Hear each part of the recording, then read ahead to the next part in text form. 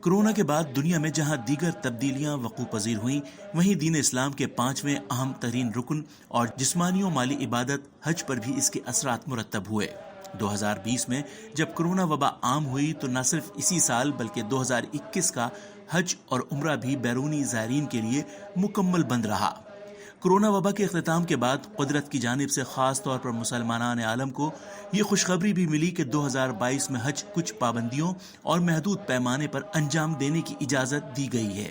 عالمگیر welfare trust international نے ان حالات میں بھی ضیوف الرحمان کی خدمات کو ہر حال میں جاری رکھا اور محض رب ذوالجلال کے بے پایاں احسانات کی بدولت 2023 میں مکمل اور بنا کسی پابندی کے منعقد ہونے والے حج کے انتظامات کے لیے سرکاری حج اسکیم کی دونوں کیٹیگریز ریگولر اور اسپانسرشپ اسکیموں کے عازمین حج کی خدمت کرنے میں کامیاب رہا۔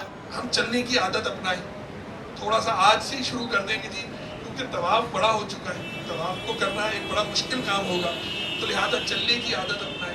یہ چلنے کی عادت جو ہوگی اس کی وجہ سے ہمیں آسانی ہوگی۔ اسی حوالے سے ماہ سیام میں دیگر سرگرمیوں کے باوجود نہ صرف حج فارم کی تکمیل، گروپوں کی تشکیل، گروپ لیڈرز کے تعارفی پروگرام اور بائیو میٹرکس کے حوالے سے عازمین حج کی خدمات بھی انجام دی گئیں۔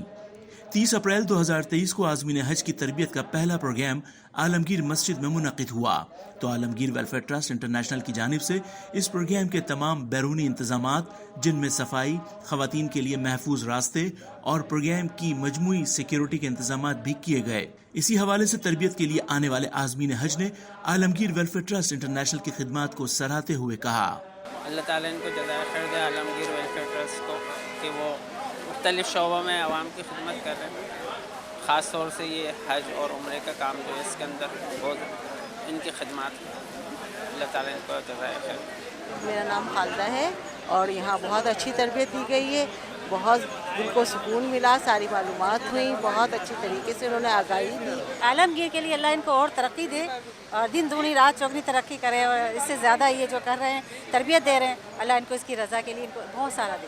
بہت ہمیں اس کے تربیت مل رہی ہے، ہمیں معلومات ہو رہی ہے اس چیز کی، بس اللہ کی رضا کے لیے جا رہے ہیں، اللہ ہمارے حج کو قبول فرمائے۔ میرا نام محمد آصف ہے، یہ میری وائف ہے، اور حج کی تربیت اچھی رہی اور ہم 3 افراد جا رہے ہیں حج پر۔ بہت اچھا رہا پروگرام اور بس اللہ تعالیٰ ہر کسی کو لے کے جائے گا۔ ماشاءاللہ بہت اچھا، بہت اچھے طریقے سے سمجھایا ہے سب کچھ، بس بہت زیادہ خوشی کہ آپ پوچھ نہیں سکتے کہ میں کیسے بیان کروں، بس بلاوا اس کا آنا تھا آگے۔